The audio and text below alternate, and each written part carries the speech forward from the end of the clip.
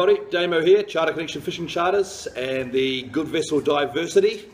Looking forward to another weekend of fishing, and even though it looks like Saturday could be whitewashed due to about 30 to 40 knots is what Met Service are saying, there could be an opportunity in close. We're just assessing that now, and but Sunday looks like your weather window, although there will be some rain. So you've really got to pick these weather windows. You've got to look ahead. Do your work on Saturday, come fishing on a Wednesday, that sort of thing. Choose your timing. It's all critical at this time of year. Now, one of the other cool things that's happening at the moment, other than this awesome weather that we're experiencing, you know, Monday to Friday is beautiful and sunny, and Saturday, Sunday is like crap. The thing that's happening at the moment is there's some really good fish happening out wide, and in the Bounty Hunter there were sort of 5 fish over about 10 kilos caught around the Cape Barrier through to Whangaparapara area, and around the top of Coromandel, the Pinnacles, Square Top Island, places like that. Really fished quite well, you know, during that comp.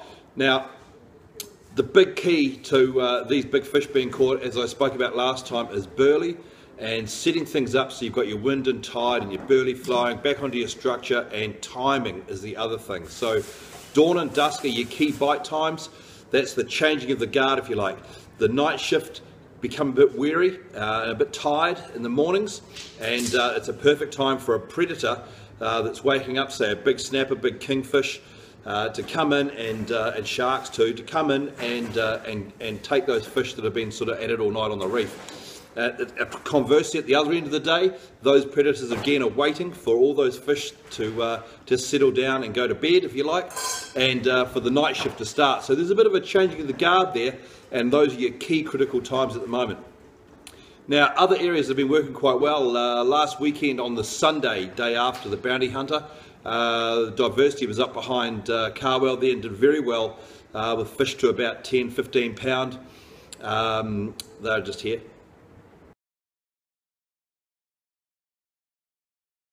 And they're quite nice fish. There was about 50 fish caught all up. Again, it was timing. It was getting that tide flowing, getting that burley flowing, and we use a lot of burley, and getting it all happening together. Now, what to do with yourself when you can't find those situations, you know, where the wind and the tide are going together and everything's right. You've got to look for current, and you've got to look for places where maybe there's a little bit of shelter where the current will take over from the breeze. And the second thing you can do is look for areas where you're going to get away with a drift. Now, drift fishing with soft baits this time of year is pretty successful. We prefer the Z-Man paddle tails. Again, I've spoken about these before. The tail thumping as it comes along the bottom, little puffs of dust from the jig head and also from the tail tapping down, that noise, if you like. And also as the bait comes off the bottom and the tail's doing its thump again, and again on the descent, the tail's always moving. That movement will spark a bite from a predatory fish. So places that you want to be targeting with soft baits, of course, Diversity, we do a lot of fishing out wide, and pretty much those areas are that we spoke about towards the Barrier, Little Barrier, Coromandel, some of the deeper reefs in the Gulf, up the Rodney coastline as well, which is an area that we like to fish. Those areas are predominantly our stomping ground. But if you can't get out with us and you're stuck in shore, or you just want to sneak out for a short period, then you're really going to start looking around the shallows where the weed like kelp beds and things like that meets the sand. So those areas there are typically places where fish will dart in and out or graze along the edges. They're also typically areas where it becomes goes from the shallows to the deeper areas. So stuff that gets washed out by the constant weather that our coasts are experiencing at the moment will get washed down and sit along those those edges. That's a great place for soft baiting. Also, it keeps your snags down as well. So you don't want to get hung up in the weed too much, and you don't want to get hung up in, say, the larva of rangi toto or the coral around Little Barrier and places like that. The other thing you do is wash fishing, so find a face with some surf pouring onto it, or some chop constantly pouring onto it. Lots of white water, maybe a few current lines going past, lines of foam, those sort of areas too. Perfect for wash fishing.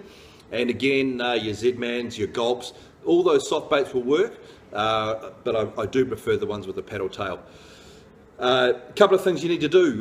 Go to Diversity-Fishing on Facebook and you'll be able to catch up with everything that we're doing at the moment, and some specials we've got going on, and reports and general chit-chat and other information that's helpful to everybody.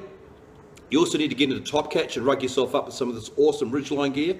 The stuff is just bloody brilliant. We've been wearing it for years, and now they're sort of moving into the recreational fishing market, commercial fishing market, and this stuff is very good, especially when it's layered. They've got anoraks, they've got hooded sweatshirts, they've got the whole deal, so make sure you get in there. One of the big things I've got in there at the moment is the mallard jacket. I particularly like this for my hunting. It's a very quiet jacket, so it's got a soft outer shell. It doesn't sort of scratch and make noise as you go through the bush or through the toy, and it's also got a breathable layer and then a waterproof layer as well. So awesome jacket, and you just whip into Top Catch, they'll be able to sort you out one of those too. They come in olive and camo and orange blaze if you're a hunter. Orange blaze is very popular at the moment, so you know, be safe, be seen, and let's not have any more hunting accidents. Back to the fishing, Diversity-Fishing on Facebook page, and get out there and get amongst some of these awesome fish that are still around.